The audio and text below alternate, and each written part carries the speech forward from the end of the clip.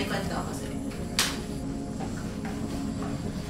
Alam mo ba, Maria, noong nakaraang 40 taon, sa isang tahimik na bayan ng Calamba, Laguna, ay may isang iginagalang na pamilya ang nakatira.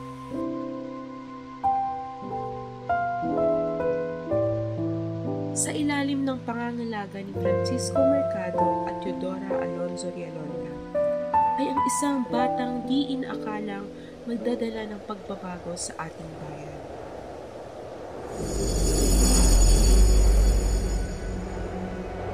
Noong Hunyo 11, 1861, isinilang ang isang sanggol na pinangalang Jose Protasio Rizal Mercado y Alonzo Rialonga. Alam mo ba na si Jose, o tinatawag din ng ibang Pepe, ay lumaki sa isang tahanang puno ng pagmamahal at kaalaman.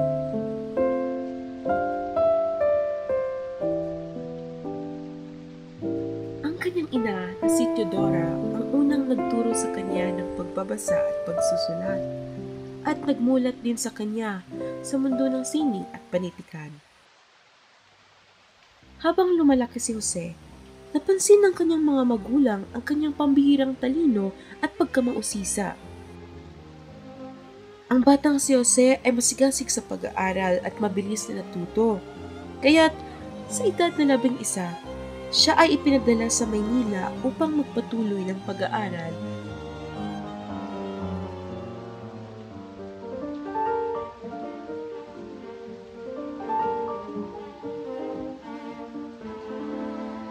Siya ay nagpakitang gilas, nagtapos ng mataas na karangalan, at nag-aral ng medisina sa Universidad ng Santo Tomas.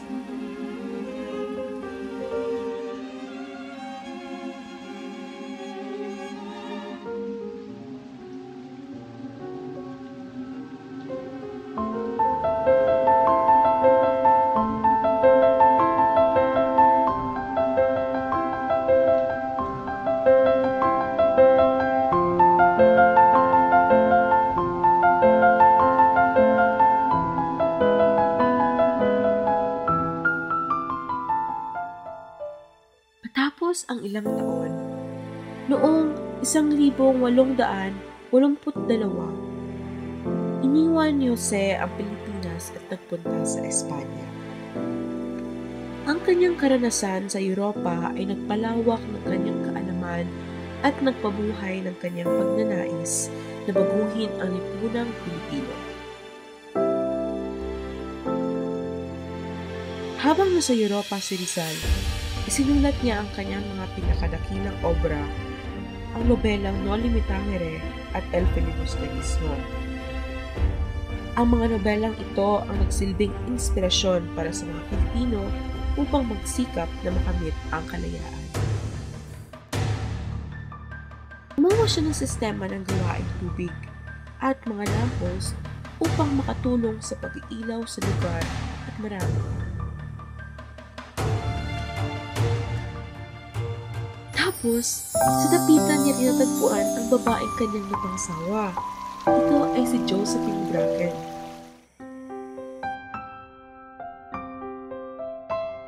Sa kabila ng kanilang pagmamahalan, ang kanilang relasyon ay hinarap ng maraming pagsubok.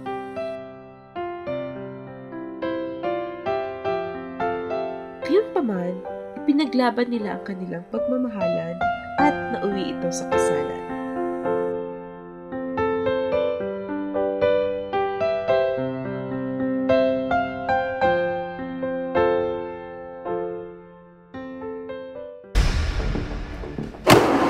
Rizal, si Rizal!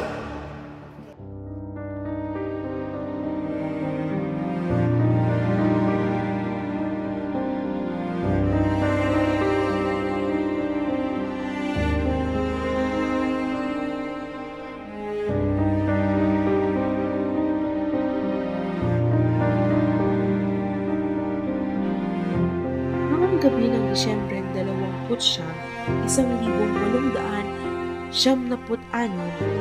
isang araw bago siya barilin sa bagong bayan, nagkaroon siya ng pagkakataong makasama ang kanyang ina at mga kapatid sa kanilang huling pagkikita, ibinigay niya ang isang lampara sa kanyang kapatid na si Trinidad. Sa loob ng lamparang ito, nakatago ang kanyang huling salita, ang Mi Ultimo Adios.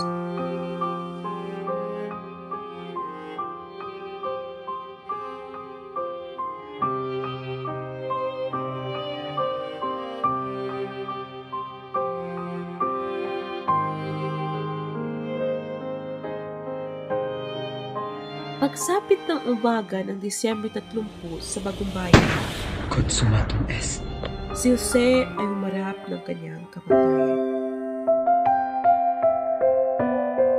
Sa kanyang huling mga sandali, nanatiling matatag ang kanyang diwa at alam mo ba na ang kanyang sakripisyo ay nagpapaalam ng daming makabayan sa puso ng bawat tao.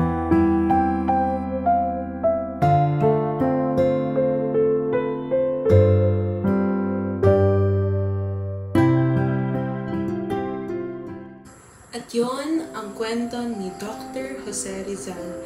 Di ba kung paano niya isinakripisyo ang kanyang sarili para sa bayan? Nandiyan na si Papa mo. Toto mo. Mahal!